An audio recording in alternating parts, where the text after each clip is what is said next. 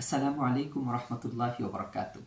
সম্মানিত ভিউয়ার্স, সম্মানিত উপস্থিতি, আমরা আজকে আলোচনা করব যাকাত আদায়ের খাতসমূহ। আল্লাহ রাব্বুল আলামিন সূরা তাওবার ৬০ নম্বর আয়াতে কাদেরকে যাকাত দিতে হবে আল্লাহ তাআলা বিস্তারিত আলোচনা করেছেন।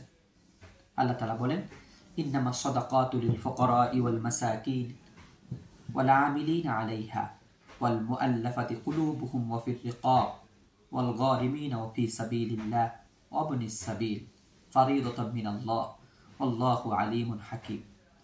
আল্লাহ তাআলা বলছেন যাকাত দিতে হবে ৮ শ্রেণীর মানুষকে। তাদের মধ্যে ১ নাম্বার হচ্ছে ফকির। ফকির কাকে বলে? ফকির বলা হয় মান লাইসা লাহু শাই, মান লাহু শাইউন, যার কিছু সম্পদ আছে কিন্তু এই সম্পদগুলো পর্যাপ্ত না, সে ভালোভাবে চলতে পারে না, সে হলো ফকির, তাকে দেয়া যাবে। ২ নাম্বার হচ্ছে ওয়াল মাসাকিন, মিসকিনকে দেয়া যাবে। মিসকিন কাকে বলে? মান লাইসা লাহু শাইউন, যার কিছুই নাই, রাস্তাঘাটে ঘুমায়, স্টেশনে ঘুমায়, কিছু নাই, বাড়ি ঘর কিছু নাই, উদ্বাস্ত, তাদেরকেও যাকাত দেয়া যাবে। ৩ নাম্বার যাকাত দেয়া যাবে যাকাত আদায়ের কর্মচারীদের, যারা যে যাকাতের টাকা উত্তোলন করে একটা ফান্ডে রাখে, এ ধরনের কাজ যারা করেন তাদেরকেও যাকাতের অর্থ দিয়ে তাদের বেতন দেওয়া যাবে। ৪ নাম্বার হচ্ছে মন তুষ্টি করার জন্য ওয়াল মুআল্লাফাতি কুলুবুহুম, মানে হচ্ছে অমুসলিম ব্যক্তি, তাকে যদি কিছু সম্পদ দেয়া যায় তাহলে আশা করা যায় যে ওই ব্যক্তিটা ইসলামের দিকে আকৃষ্ট হবে, তাকেও দেয়া যাবে।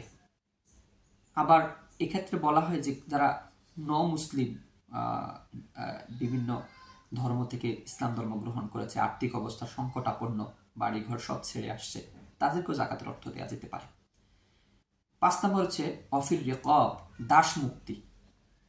আমাদের দেশে এখন যেহেতু দাস প্রথা নেই, আমরা এই অর্থটা, যারা জেলখানায় আছে, হ্যাঁ, মামলা লড়ার জন্য পর্যাপ্ত অর্থ সম্পদ নাই, আমরা ইচ্ছা করলে ওই জেল থেকে মুক্ত করার জন্য তার যে আইনি সহায়তার জন্য যে অর্থের প্রয়োজন হয়, আমরা আমাদের অর্থটাকে, যাকাতের অর্থটাকে সেই ক্ষেত্রেও আমরা ব্যয় করতে পারি।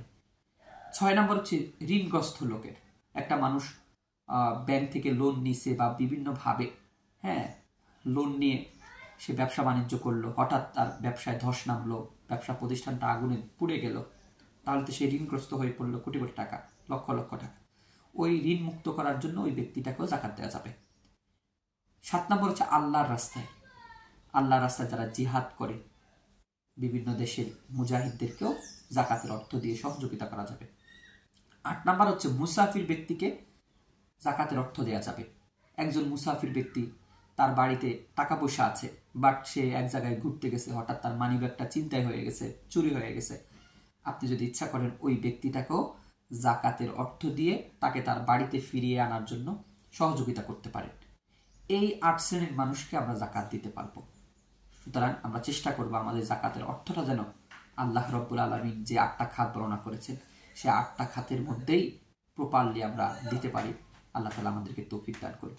আসসালামু আলাইকুম ওয়া রাহমাতুল্লাহি ওয়া বারাকাতুহু।